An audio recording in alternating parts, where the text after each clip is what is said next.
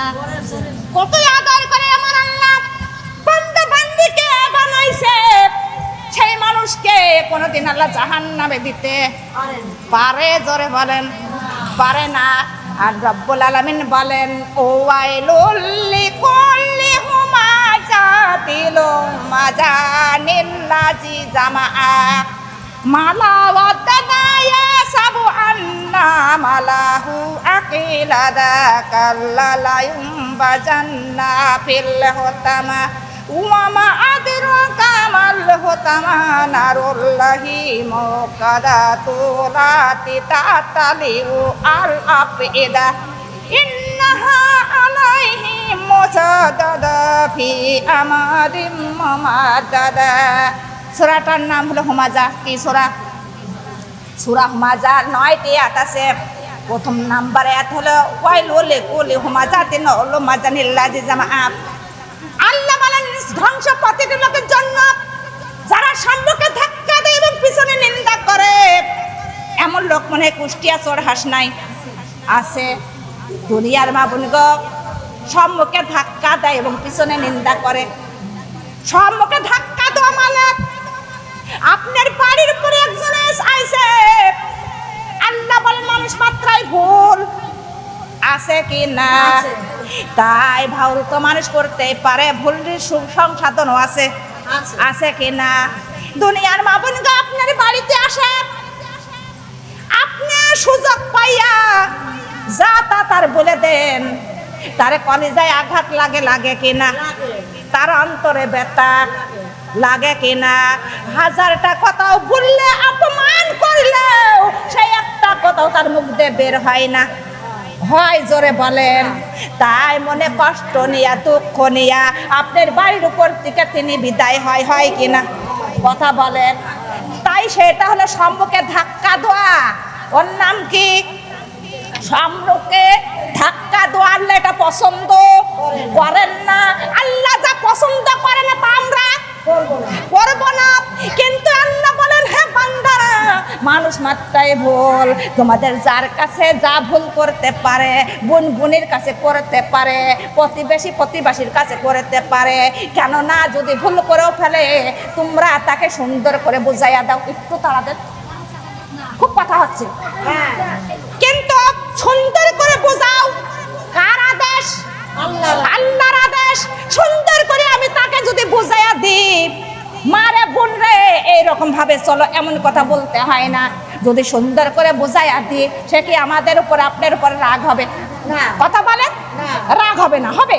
সুন্দর করে যদি আপনি তাকে বুঝান, কিন্তু আপনার উপরে অসন্তুষ্ট হবে না, হবে হবে না। আর আপনি যদি যা তা বলে আপনি তার যদি অপমান অপমান করেন, সে নিশ্চয়ই আপনার উপরে, আপনার কথাতে সে কষ্ট পাবে, দুঃখ পাবে, কলিজায় আঘাত পাবে। সেই আঘাতটা আল্লাহ সহ্য করে না। আল্লাহ আবার দেখেন যে আপনার বাড়ি পথে চলে গেল, আবার এমনকি একজন আপনার বাড়ি পার আসলো, তার কাছে বলতেছে, অমকের আজ হাতে পাইছিলাম, আজ বলেছি ওরে বলা। কথা বলেন না কেন? এমন বলা বলেছি, একটা কথা বলার সুযোগ নাই, একটা কথা বলতে পারি নাই। এমন কথা বলেন না? কথা বলেন। খালি আপনার সম্মুখে ধাক্কা দিয়ে দিলেন, আবার তার পিছনে নিন্দা করতেছেন। সূরাটার নাম কি? কথা বলেন। সূরা হুমাজা। আজকে একটু পড়ে দেখবেন সূরা হুমাজা। জাহান্নামের ঘটনা, জাহান্নামের আগুনের ঘটনা ওই সূরা হুমাজার মধ্যে। আল্লাহ বলতেছেন, সম্মুখে ধাক্কা দিও না এবং পিছনে কাউকে নিন্দা করিও না। আল্লাহ এটা পছন্দ করে না, করে না। আল্লাহ বলেন, মালকে কেউ জমা করে রাখো না, থেকে থেকে গুনো না। কি বলেছে এখানে? মালকে জমা রেখো না, থেকে থেকে গুনো না। কার আদেশ?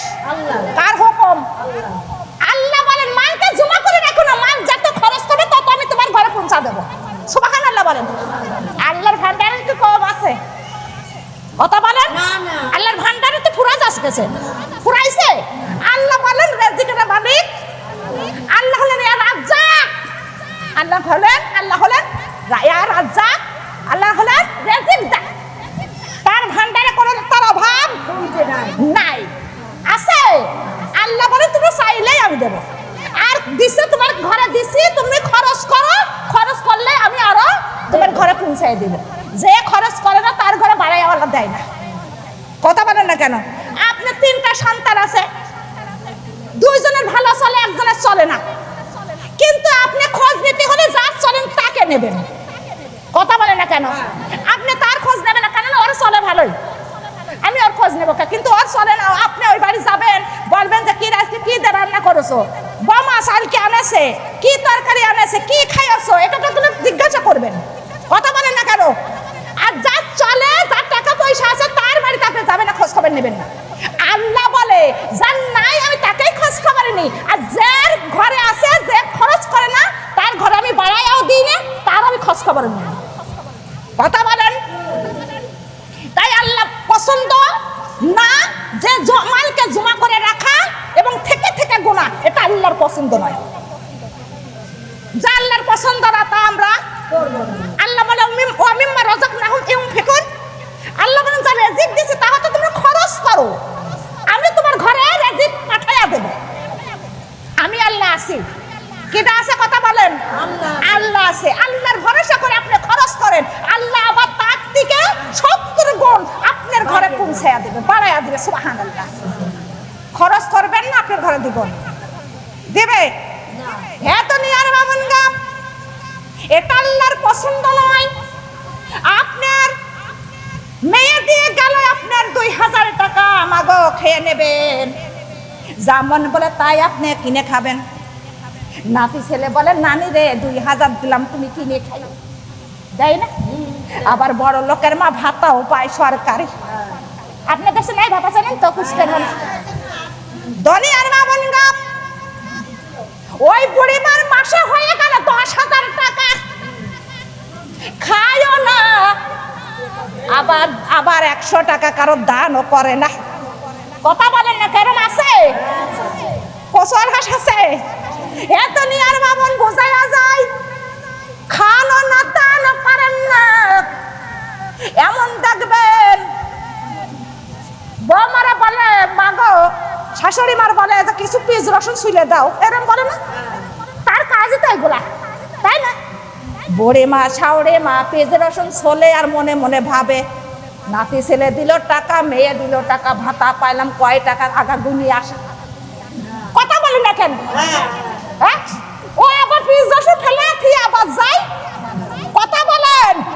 গুনতে ঠিক না বেঠিক? কি করে? আল্লাহ আকবার, আল্লাহ গুনতে যায়, তাই না? তখন শাওরি বিটাবো বলে, মা কোন গেছেন? পেঁয়াজ রসুন ফেলে তো আসতেছি।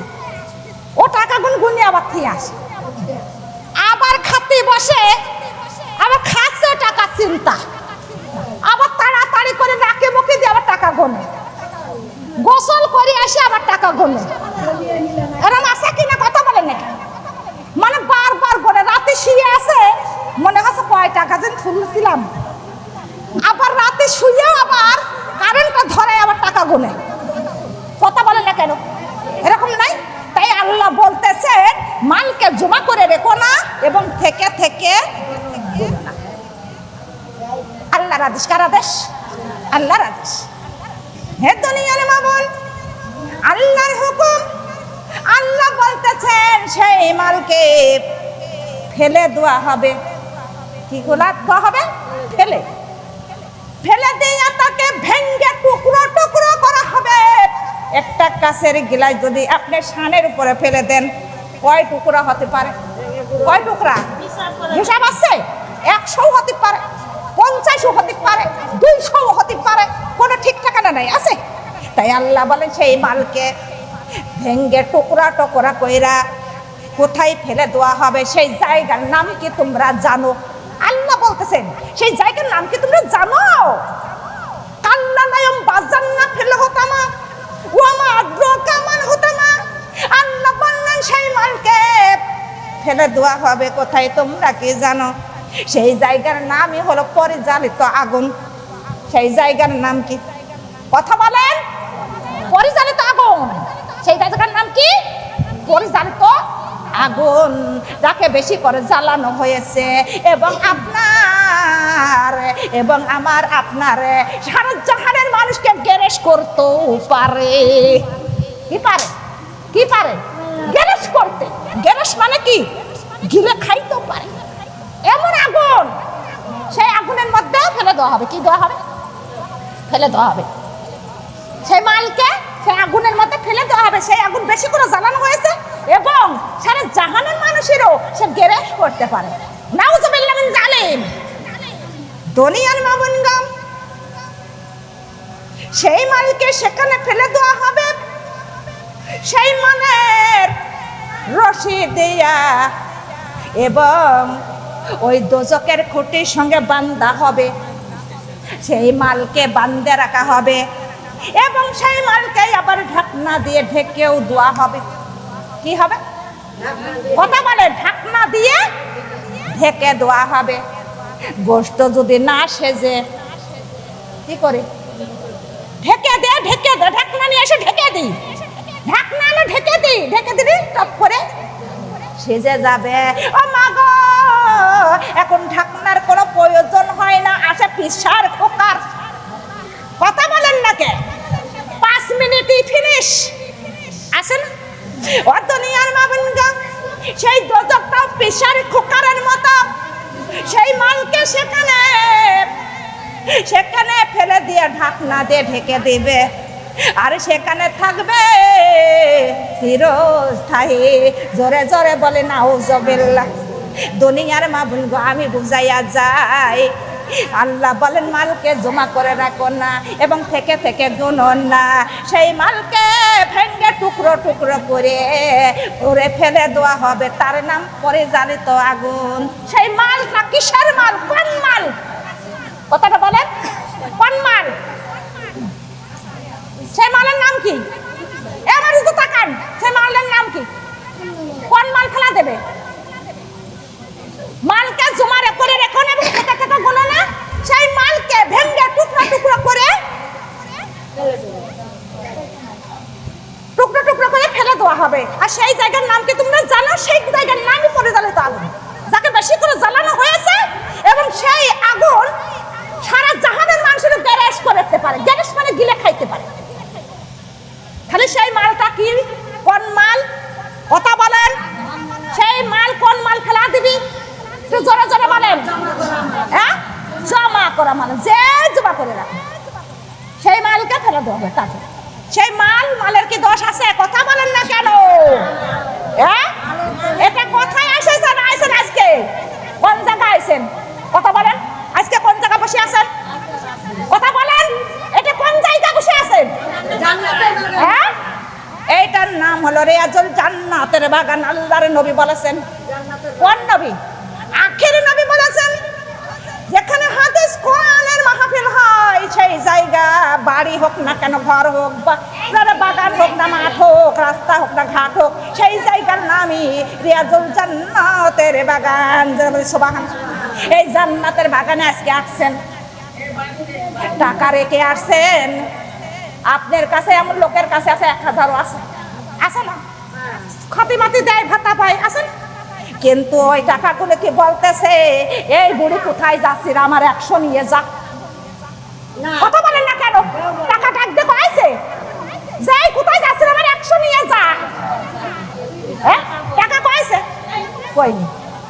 আপনি আনবেন কি না আনবেন আপনার ব্যক্তিগত কথা। তাই টাকার কোনো দোষ নাই, মালের কোনো দোষ নাই, দোষটা আপনার। কথা বলেন না কেন? তাই টাকা ফেলে দিবে নাকি? দেবে আপনি, আমার আপনার। আমরা মানুষ, আমরা জমা করে রাখি, আমরা 1 টাকা দান করিনি, তাই আমাদেরকে ফেলে দেওয়া হবে। ওই মালের কোনো দোষ আছে? টাকাকে বলতেছে আমার নিয়ে যাও সঙ্গে করে। হ্যাঁ, টাকা বলবে যা দিবেন হাতে তাই যাবে সাথে সাথে। ওরে টাকাগুলো রেখে যাবেন, খাবে আপনার লোকে, কবরেতে রেখে আসবে, খাবে আপনার পোকে আর জোকে। কথা বলেন না কেন? এ দুনিয়ার মা বোন গো, টাকাগুলো আপনি যখন মৃত্যুবরণ করবেন আপনার লাশটা ধোয়াইয়া গোসল করাইয়া আপনার লাশটা কাপড় দিয়া আপনার কাপড় কইরা জানাজা দিয়া অন্ধকার গহীন কবরে রেখে আসবে। সন্তান বলবে মা মারা গেল, কিছুই তো বলে গেল না। ওরে অমুক ছেলে দিত টাকা, অমুক ভাগ্নে দিত টাকা, অমুক মেয়ে দিত টাকা, টাকাগুলো কি করেছে? কথা বলেন না কেন? আপনার তাপন করে এসে ঘর সাজ করতে লাগবে, আপনার বালিশ খুঁজবি, আপনার বিছানা খুঁজবি, আপনার বাক্সা খুঁজবে, খুঁজে খুঁজে বাহির করবে আপনার টাকা। টাকাগুলো পেয়ে সন্তান খুব খুশি হয়ে যাবে। কথা বলেন না কেন? মা টাকাগুলো জমা করে রাখছে, তাই জমাকে জমা করে রাইখো না এবং থেকে থেকে গুইনো না। জানি যে হাতে দান করবেন সেই টাকাগুলোই আপনার সঙ্গীর সঙ্গী হবে। জান্নাতে দানকারী আওলা জান্নাতে যাবে। ওরা দানকারী আওলা হাসরের মাঠে আল্লাহ তাআলা তার উচ্চ মর্যাদা দান করবেন। জোরে বলে সুবহানাল্লাহ। সেই দিন আল্লাহ হাতে হাতে আমল নামা দিবে, আমল নামা দেখে তারা অবাক হয়ে যাবে। আমার আল্লাহ তাকে দিয়ে বলবে বান্দারে আমল নামা দেখে অবাক হইও না। ওরে অমুক বাড়ি, তুমি ওই আলতাফের বাড়িতে তুমি কোরআনের মাহফিলে বসেছিল, 100 টাকা দান করেছিলে, ওই 100 টাকায় আমি বড় করেছি, নালিত পালিত করেছি, করে বড় করেছি, আর বড় কইরা আজকে তোমার আমল নামার মধ্যে ঢুকাইয়া দিয়েছি। জোরে জোরে বলে সুবহানাল্লাহ। একটা মুরগি পুষলে ওরে 20 টাকা, 30 টাকা, 50 টাকা, 100 টাকায় একটা মুরগি পুষলে অনেক বড় হয়। 2000 টাকা দিয়ে একটা ছাগল কিনলে ওরে 10,000 টাকা বিক্রি করা হয়। কথা বলেন ঠিক না বেটি? ওরে 10,000 টাকার গরু কিনলে 1 লাখ বিক্রি করা হয়। তাই 100 টাকা দান করলে ওই টাকায় আপনি ওরে কোটি কোটি টাকা হয়ে যাবে, ওই কোটি কোটি আমল হয়ে যাবে। সেই আমলগুলো কোটি কোটি আমল আপনি সেই দিন আমল নামার মধ্যে ঢুকাইয়া দিবেন আমার আল্লাহ। জোরে জোরে বলি সুবহানাল্লাহ। লা ইলাহা ইল্লাল্লাহ সুবহানাল্লাহ আলহামদুলিল্লাহ ইল্লাল্লাহ সুবহানাল্লাহ। কিছু টাকা দিয়ে হাতে দিয়ে মুসাফা করবেন, আল্লাহ গুনাহ মাফ করবেন। সুবহানাল্লাহ লা ইলাহা লা ইলাহা লা সংসারে সংসার কইরো না মাগো, সংসারের মহব্বতে পইরো না, সংসারে সংসার কইরো না, সংসারের মহব্বতে পইরো না, সংসারের মহব্বত পইরা মাগো, সংসারের মহব্বতে পইরা মাগো, নামাজে কালিমা হইল না। লা ইলাহা কালিমা লা ইলাহা সুবহানাল্লাহ আলহামদুলিল্লাহ লা ইলাহা লা সুবহানাল্লাহ আলহামদুলিল্লাহ লা ইলাহা লা ইলাহা। বেটা বেটি পইল না মাগো, বেটা বেটি তো তোমার না, বেটা বেটা পইর না, বেটার মহব্বতে পইর না, বেটা বেটির মহব্বতে পইরা তোমরা, বেটা বেটির মহব্বতে পইরা মাগো, আল্লাহর কোরআন ভুইল না। লা ইলাহা কালিমা লা ইলাহা লা সুবহানাল্লাহ আলহামদুলিল্লাহ লা ইলাহা লা সুবহানাল্লাহ আলহামদুলিল্লাহ আলহামদুলিল্লাহ আল্লাহ সুবহানাল্লাহ লা ইলাহা লা ইলাহা। দুনিয়া দুনিয়া কইরো না মাগো, দুনিয়ার মহব্বতে পইরো না, দুনিয়া দুনিয়া কইরো না মাগো, গো দুনিয়ারে মহব্বতে পইরো না, দুনিয়ারে মহব্বতে পইরো মা গো, দুনিয়ারে মহব্বতে পইরো মা গো, খাসি পর্দা তোমরা ছাইরো না। লা ইলাহা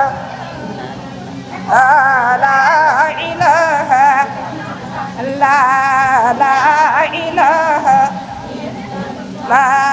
লা ইলাহা ইল্লাল্লাহু মুহাম্মাদুর রাসূলুল্লাহ সাল্লাল্লাহু আলাইহি ওয়াসাল্লাম। আলহামদুলিল্লাহ।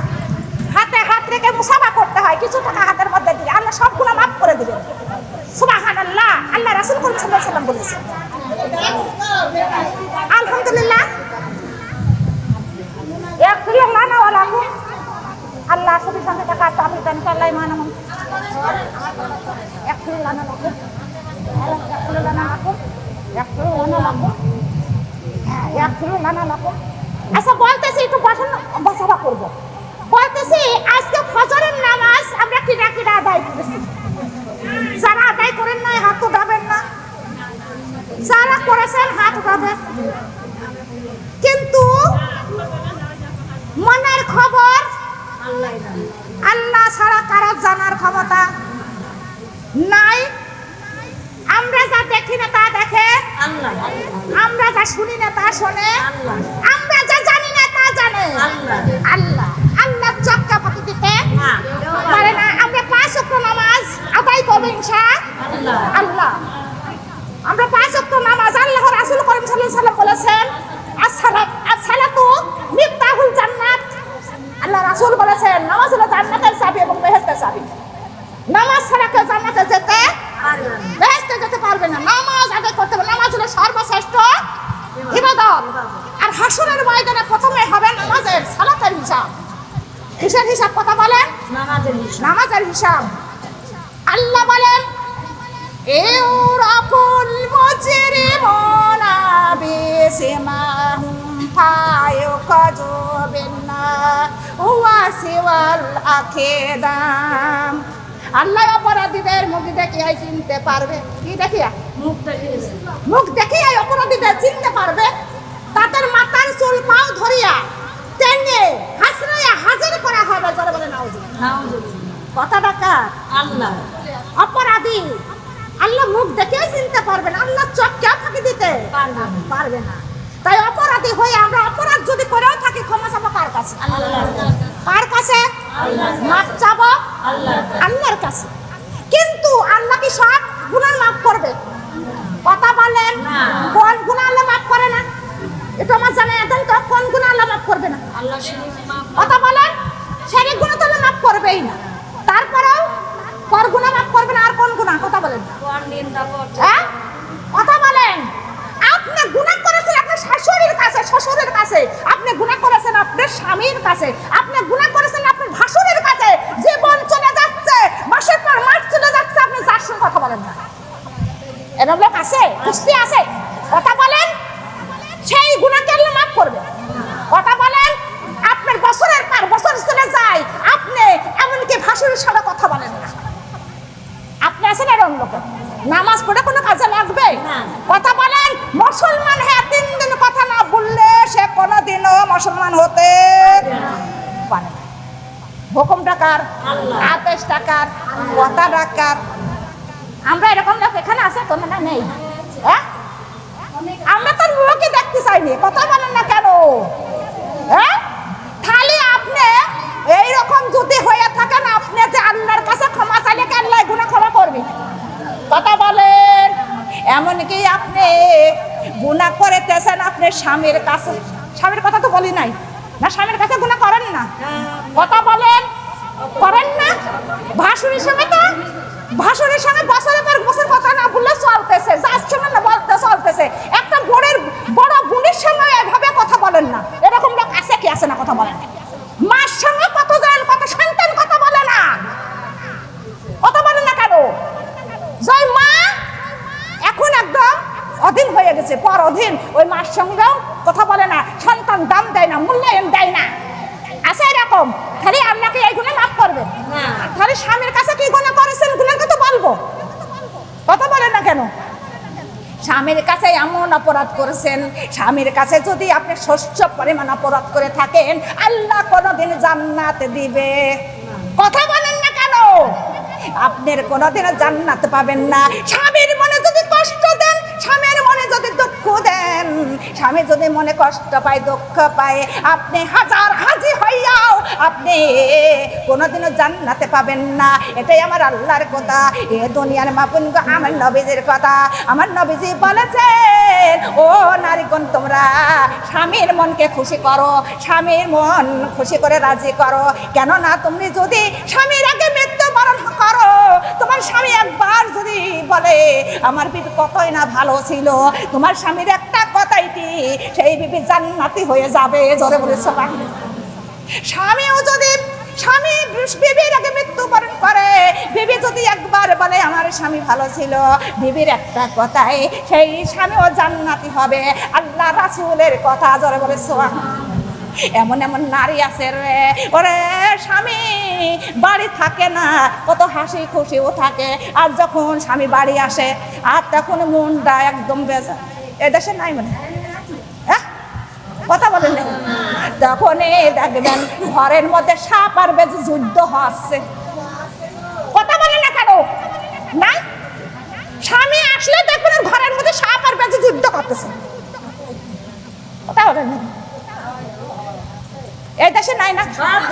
হ্যাঁ দুনিয়ার মামুন। সেই নারী কোনোদিনও জান্নাতে যাওয়ার আশা করবে? জোরে বলেন করবেন। কিন্তু আপনারা যদি এমন ভুল করে থাকেন, মাগো আজকে স্বামীর পাওটা ধরে আজকে ক্ষমা চেয়ে নেন।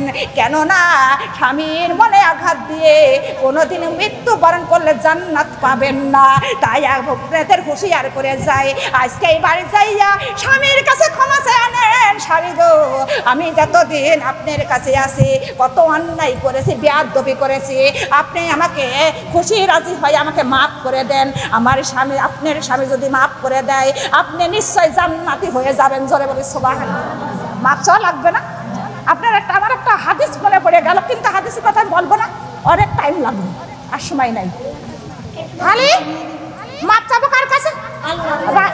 তাও কয় আল্লাহর কাছে। স্বামীর কাছে অন্যায় করেছে না, মাফ করুন আল্লাহর কাছে। স্বামীর কাছে মাফ চাওয়া লাগবে। কার কাছে? কথা বলেন। আপনি যার মারা গেছে তার মতো দুর্ভাগ্য নাই, যার স্বামী মারা গেছে তার মতো দুর্ভাগ্য নাই। আর আপনার বাইসে আছে, এখনই মাপ চেয়ে নেবেন। কিনা কিনা মাপ চাবেন, একটু হাত তুলে দেখান তো। কিনা কিনা মাপ চেয়ে নেবেন। জান্নাতের আশা যার আছে, জান্নাতের আশা যার মধ্যে আছে, যার জান্নাতে যাওয়ার আশা আছে, সেই নারী হাত তুলবে। কথা বলে স্বামীর কাছ থেকে কে কে হাত তুলবে? মাপ চেয়ে নেবেন। আজকে হাত তোলেন, হাত তোলেন, হাত তোলেন। একটু জোরে জোরে হাত একটু দিন। আল্লাহ আল্লাহ আমাদের হাত বড় করে দিছে। স্বামীর কাছ থেকে আজকে মাপ চেয়ে নেবেন। আমরা জান্নাতি হব ইনশাআল্লাহ। আল্লাহ জান্নাতে যাওয়ার জন্য কোনো বাধা থাকবে না। স্বামী যদি মনে, স্বামীর মন যদি খুশি রাজি রাখতে পারেন, আপনার জান্নাতে যাওয়ার জন্য কোনো বাধা থাকবে না। সুবহানাল্লাহ। আমার স্বামীর কাছে খালি পাবলিকে গেছে আপা। আলহামদুলিল্লাহ। আমরা সংসারের জীবনে স্বামীর স্ত্রীর মধ্যে কত ভুল ভ্রান্তি হতে পারে, পারে না? পারে না? সংসারে ঝামেলা হতে পারে। তাই আমরা সঙ্গে সঙ্গে ক্ষমা চেয়ে নেই।